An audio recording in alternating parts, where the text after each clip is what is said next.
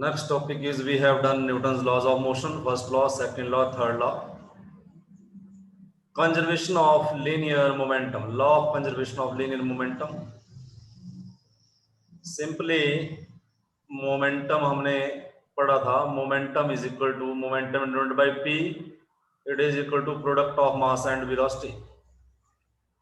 Now conservation of linear momentum statement है इसका, if no external force acts on the several interacting particles, the total linear momentum of the system remains conserved. और इसका दूसरा statement है total linear momentum, दूसरा statement भी लिख लेते हैं, total linear momentum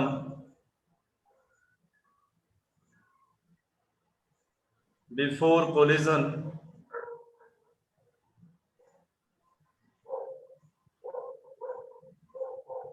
total linear momentum before collision is equal to, total का मतलब sum, is equal to total linear momentum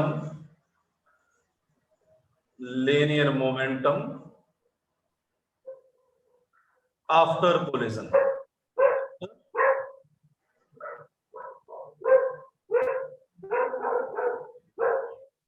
इस बच्चे का रक्षित अपना माइक ऑफ कीजिए.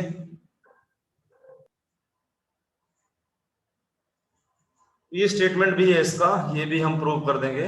Let us understand what is this law of conservation of linear momentum. If no external force acts on the system of several of particles, then total linear momentum of the system remains conserved. 9th standard में भी आपने इसको पढ़ रखा है. Let us suppose that several particles, system of several particles, mass m1, m2, m3 up to so on mn. This is a system made of n particles. This mass m1 is moving with velocity v1, m2 is moving with velocity v2, m3 is moving with velocity v3, and mn is moving with velocity vn. Then the momentum of the mass m1 is momentum, that is p1 is equal to mv1. Momentum of the mass m2 is p2 is equal to mv2. Momentum of the mass this m3 p3 is equal to mv3, and momentum of the nth particle is equal to pn is equal to mvn. ये हमने consideration ले ली. तो total linear momentum system का बन गया, total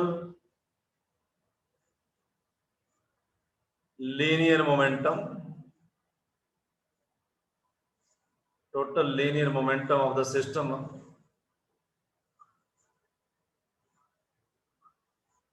linear momentum.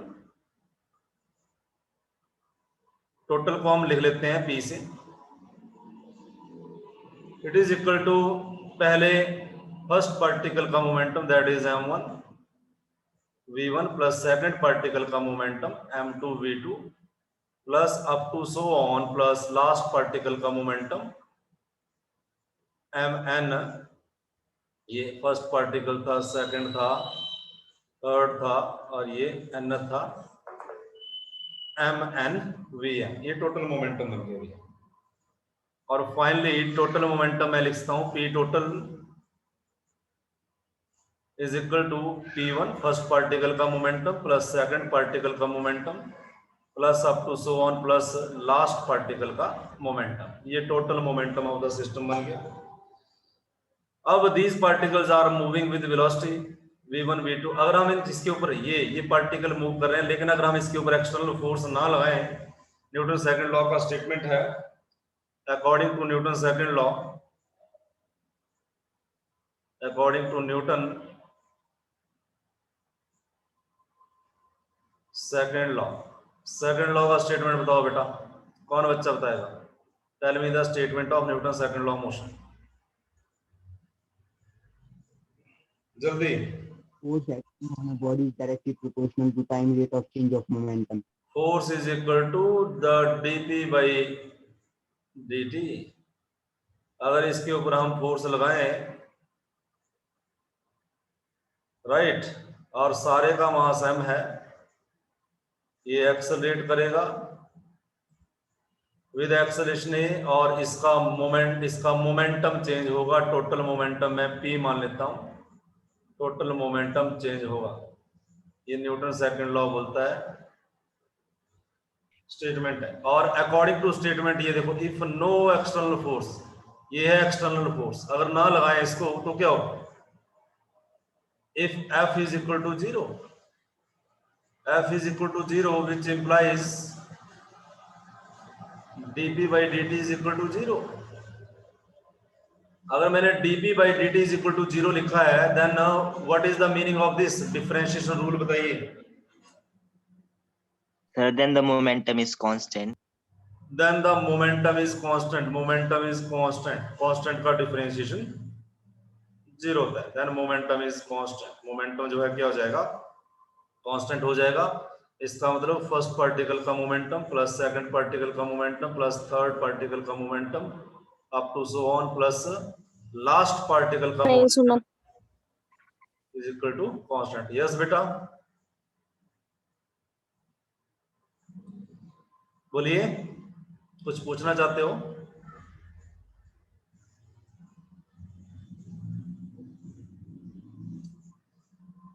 Understand? आगे move करें। Yes sir.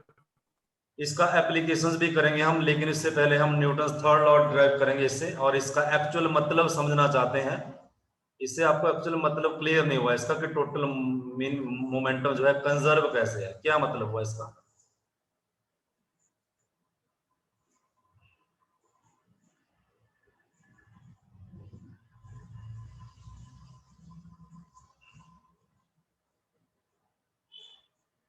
So derive Newton third law of motion. This is a question. Derive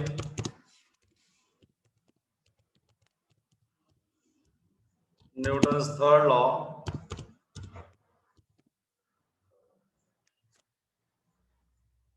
derive Newton third law नहीं, ऐसा करते हैं कंजर्वेशन लॉ करते हैं। Derive law of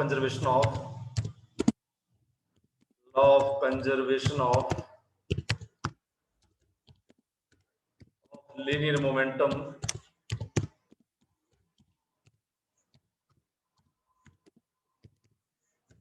from Newton's third law. ये हमें डिराइव करना है न्यूटन थर्ड लॉ का यूज करके।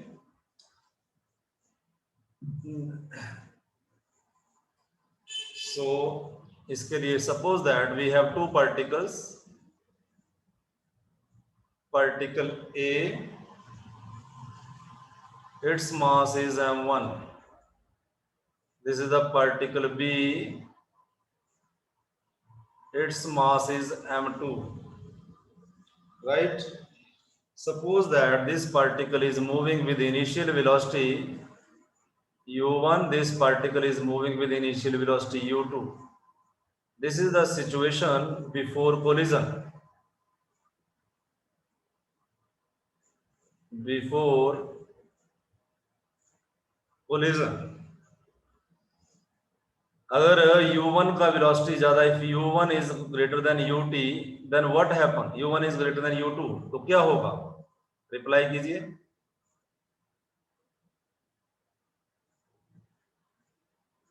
They will Then the both will collide.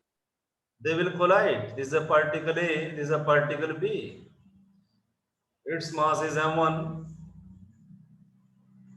its mass is m2. तो दो फोर्सेस लगेंगे यहाँ पे,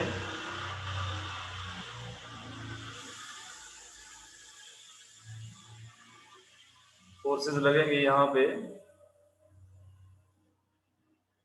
ये देखो इधर मैंने एरो लगाया, ए पे फोर्स लग रही है, बी लगा रहा है, तो इसको मैं लिख रहा हूं force on the A by the B. और इधर force on B by the A, दो फोर्सेस लगेंगे इसके ऊपर. This is the situation during collision. This is the situation during collision. After collision they will separate. After collision they will separate. ये separate हो जाएंगे. This is the particle A, particle B. Its mass is m1, its mass is m2. They will start moving with the another velocity. Its velocity is v1, its velocity is v2. This is the situation after collision. This is the situation after collision. तो यहाँ पे हम Newton third law का use करेंगे. यहाँ पे ये देखो, जब ये कोलिजन किया तो इनके बीच में दो फोर्सेस लग रही है, एफ ए बी और एफ बी ए. तो न्यूटन थर्ड लॉ का स्टेटमेंट है, हम यूज करेंगे action force is equal to reaction force, F A B is equal to minus F B A. ये हमने यूज कर लिया न्यूटन. और दिस वेक्टर जरूर लगाने हैं इसके ऊपर, equation number 1, right. F A B. अब listen now, F A B is equal to, अब जब ये कोलिजन करती है तो लार्ज फोर्स लगती है और फॉर ए शॉर्ट इंटरवल इसको करते हैं एफ ए बी, इसको डेल्टा टी टाइम से मल्टीप्लाई करते हैं, delta T time for a short interval. तो फोर्स इनटू टाइम क्या होता है बेटा? Force into time. रिप्लाई करो, आपको बताया मैंने. Sir tension. Force into time, tension नहीं है. रिप्लाई करो, दोबारा सोचो. Force into time. कोई भी बच्चा बता दे जिसको पता है, without wasting any time. Sir impulse. Good. F A B, A पे फोर्स लगी बी के कारण, right. Force on the object A due to B, force on the mass m1 due to B in the time delta T is equal to change इन. और impulse हमने पढ़ा था, impulse is equal to force into time और it is equal to change in momentum. पढ़ा था delta B, हमने prove किया था ना ये. It is equal to change in momentum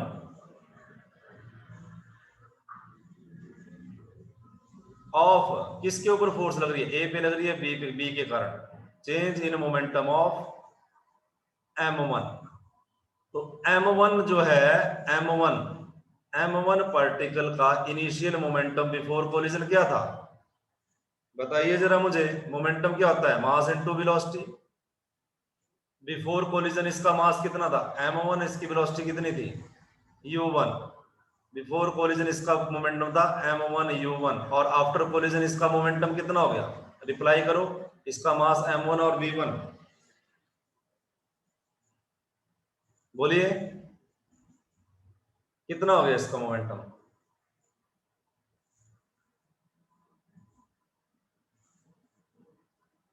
बोलो बेटा, रिप्लाई करो. m1 ये नहीं हो जाएगा m1 v1? Yes sir. Yes sir. तो मैं लिख रहा हूं यहां पे change in momentum of m1. तो final momentum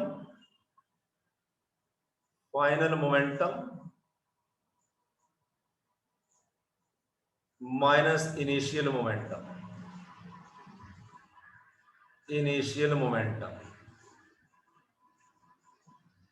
final momentum m1 का है m1 v1 minus initial momentum है इसका m1 u1.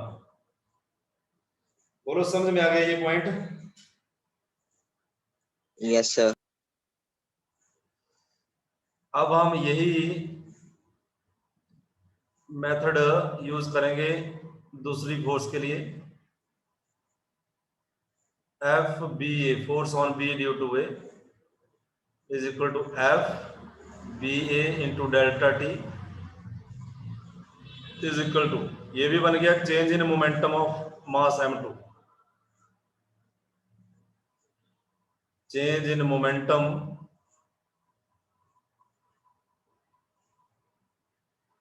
Of m2। तो m2 की चेंज इन मोमेंटम, m2 उसका वेलोसिटी कितना लिखूं मैं, बोलो? V2, sir V2।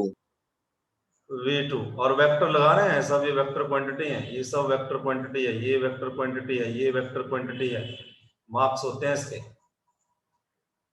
m2 v2 minus m1 v1, ये 9th स्टैंडर्ड में भी आपने पढ़ा हुआ है।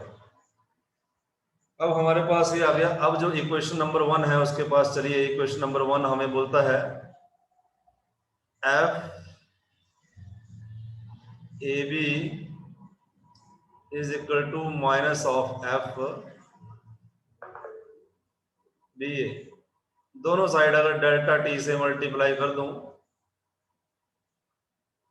डेल्टा टी से, तो F A B delta t ये है मेरे पास, F B A delta t ये है। Put the value m1 v1 minus m1 u1 is equal to minus of m2 v2 minus m1 v1।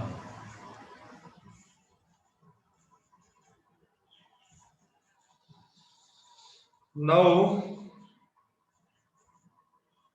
it is equal to minus m2 v2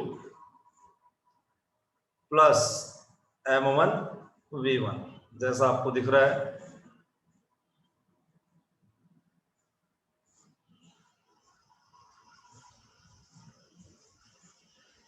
Now left side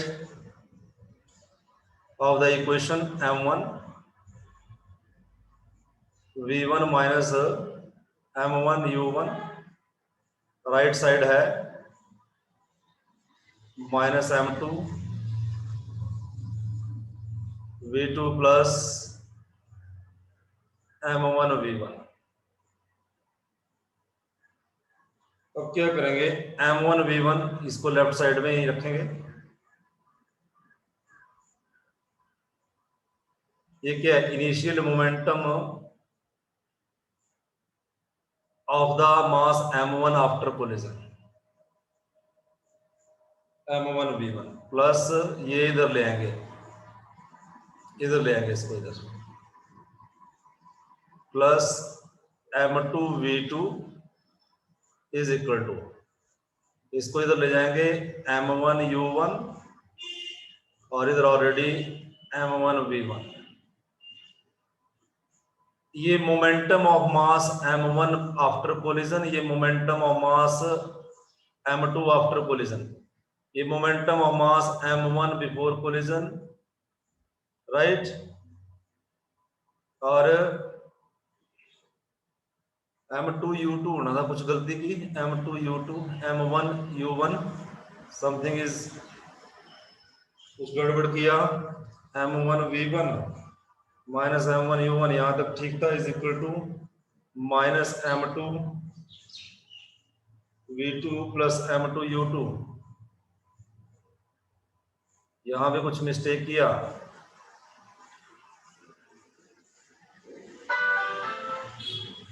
बोलिए कहां mistake किया है?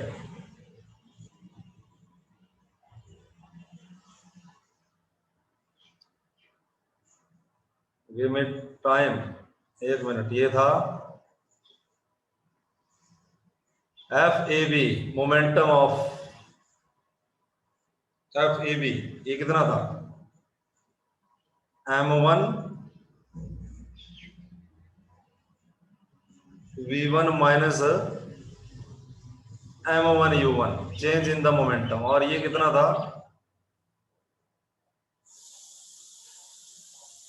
m2 v2 minus m2 u2, यहां कुछ लिखा था मैंने u2 की जगह v2। ये इक्वेशन थी, दोबारा चल रहे हैं यहां से स्टार्ट कर रहा हूं दोबारा। अब देखिए m1 v1 माइनस m1, ये u1 है, देखो फिर गलती हो जाती है। m1 u1 is equal to minus m2 v2, minus minus हो गया प्लस m2 u2। यहां तक क्लियर है? बोलो। Yes, sir. Yes, sir. अब m1 v1 इधर ही रखा हमने, और इसको इधर ले आए, ये इधर ले आए, या इधर आके प्लस का हो गया m2 v2, इस साइड, ये इस साइड चला गया, m1 u1 plus m2 u2। अब ठीक है?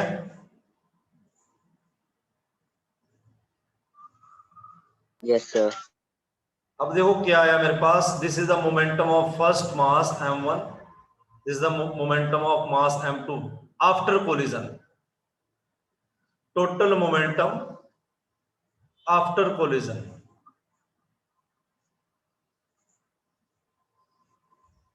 is equal to total momentum of m1 and m2 before collision,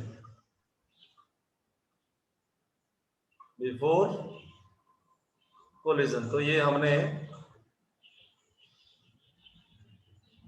prove कर दिया कि if no external force acts on the system, sorry Newton third law से हमने ये प्रूव कर दिया। Newton third law, law of conservation of momentum का statement था ये, total momentum after collision is equal to total momentum. हम Newton third law से चले और हमने ये न्यूटन थर्ड लॉ को हमने क्या किया, डेल्टा टी से दोनों साइड डिवाइड किया।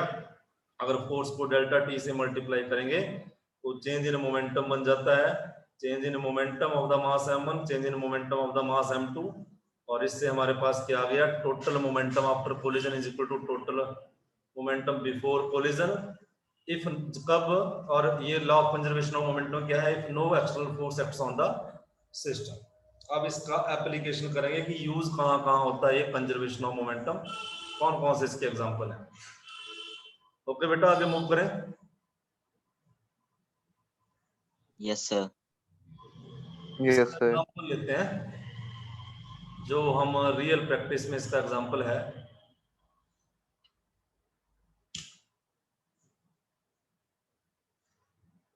रिकॉयल ऑफ गन,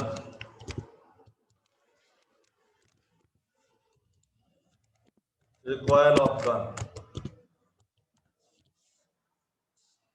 इसका क्वेश्चन बना लो।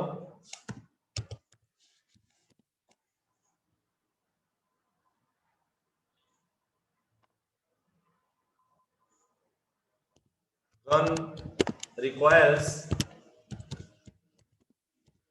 backward direction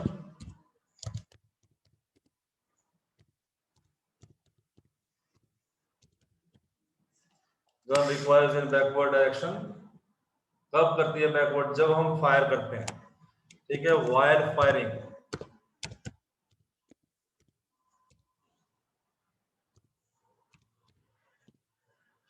तो ये हमारा क्वेश्चन बन गया, इसका एप्लीकेशन है ये, gun requires in the backward direction. तो ऐसा क्यों होता है? Suppose that we have a gun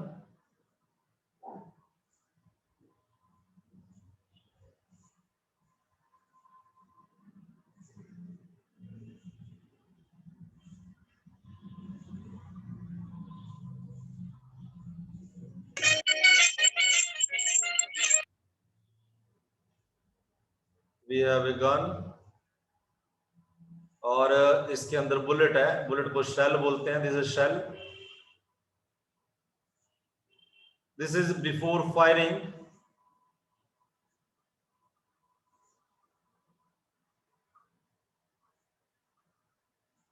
situation before firing. After firing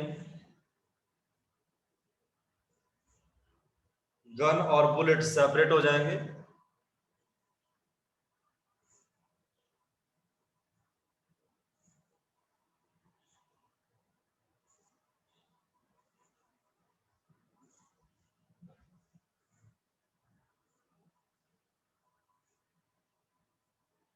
तो बुलेट का मास स्मॉल m, गन का मास कैपिटल M, बुलेट का मास स्मॉल m, गन का मास स्मॉल m, गन पीछे की तरफ मूव करती है with the backward velocity capital V, bullet आगे की तरफ मूव करती है, that is small velocity V। ऐसा क्यों होता है? This is the situation. Excuse me sir. Yes, sir love बोल रहा है कि उसको एंटर कर दो क्लास में, उसका सिग्नल कम था ना, मैं लेफ्ट हो गया मीटिंग से। क्या बोल रहे हो? लव बोल रहा है उसको एंटर कर दो क्लास में, उसका सिग्नल वीक। मैं तो कर रहा हूं बेटा, अब उसको जाना है आफ्टर फायरिंग। आपको स्क्रीन पे यस दिख सर। जाता है जब मैं ऐड करता हूं किसी को, आपको पता है कि मैंने ऐड किया है। ये है तो गन बैकवर्ड डायरेक्शन में क्यों आता है, इसका जो है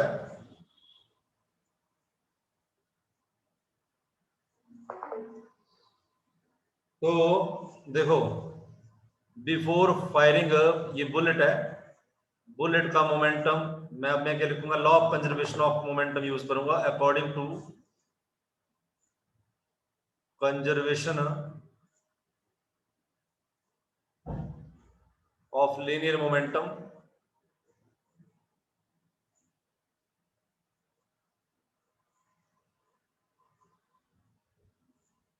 momentum of bullet plus momentum of gun before fire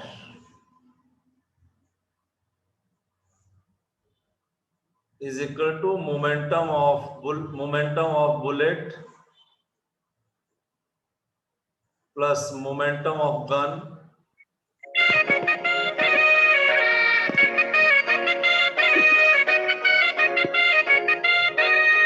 ਮੈਨੂੰ ਕਹਿੰਦੀ ਤੇਰੇ ਜਿਹੇ ਛੱਤੀ ਫਿਰਦੇ।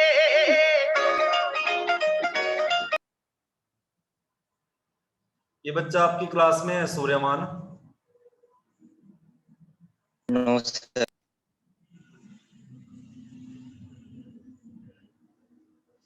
Momentum of bullet plus momentum of gun before fire is equal to momentum of bullet plus momentum of gun after fire। तो before fire momentum mass of bullet जो है, ये देखो ये लिख रहा हूं मैं, बिफोर फायर बुलेट का वेलोसिटी कितना है बेटा? बुलेट रेस्ट पे है, इसका Yes, sir. वेलोसिटी कितना है?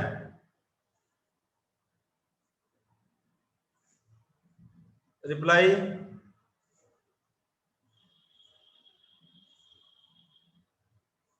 बिफोर फायर बुलेट का वेलोसिटी कितना है? 0 plus momentum of gun before fire, gun का मास m है और गन का वेलोसिटी कितना है बिफोर फायर? गन भी तो रेस्ट पे है,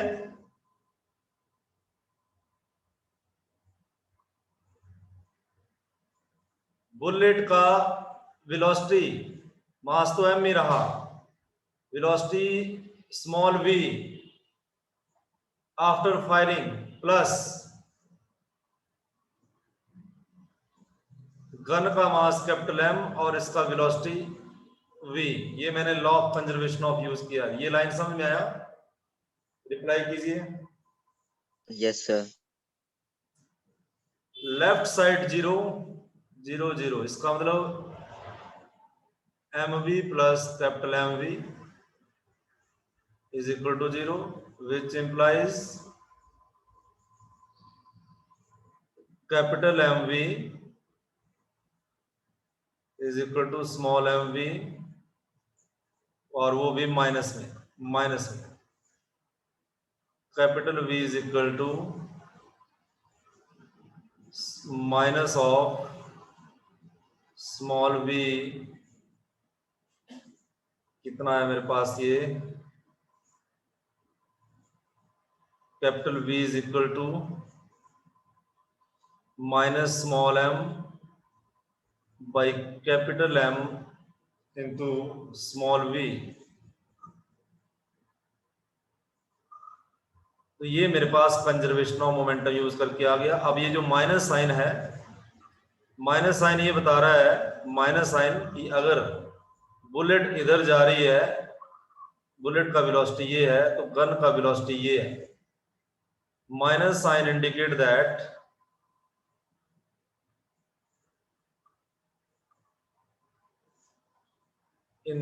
दैट माइनस साइन इंडिकेट करेगा कि gun recoil in backward direction. Gun जो है बैकवर्ड डायरेक्शन में रिकॉयल करेगी। Gun recoils in the backward direction. अगर मैं इसका एक न्यूमेरिकल आई है 1 minute only, suppose that capital M gun का मास जो है 30 kg है, उसकी इनिशियल वेलोसिटी,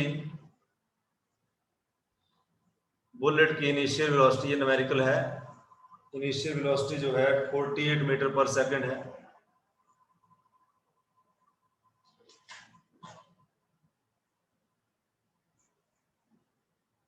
तो न्यूमेरिकल में नेक्स्ट लेक्चर में लूंगा, टाइम कम रहा, 1 मिनट 1 मिनट अप्रोक्सीमेटली। ये आप एक न्यूमेरिकल जरूर करें, इसका टाइम नहीं है इसके लिए। Law of conservation of linear momentum. और ये जो नॉनसेंस मेरी क्लास में भी आया था, इसके जो संस्कार हैं वो ये लेक्चर मैं YouTube पे डालूंगा, और उसको जो मैं बोल रहा हूँ वो सब सुनेंगे कि ऐसा बोलते हैं टीचर और ऐसा करते हैं बच्चे। ठीक है, जो माँ बाप ने संस्कार दिए हैं वो सीखे नहीं इसने, जो गंदे संस्कार कहीं से मिले वो सीख लिए, और ऐसे लोग सोसाइटी के लिए वायरस होते हैं। मैं टॉपिक से डेविएट नहीं होना चाहता था। सो आपकी क्लास के किसी बच्चे ने, या तो आपकी क्लास के एलिमेंट होते हैं ऐसे, या आप में से ही कोई लिंक शेयर करता है। ये लोग टेररिस्ट की तरह होते हैं जो छुप के, क्योंकि ये छुपने वाले लोग होते हैं, छुप के जो है अटैक करते हैं, लेकिन बाद में कभी ना कभी ये इंडियन आर्मी के हाथों मारे जाते हैं। आपने सुना ही होगा। तो ऐसा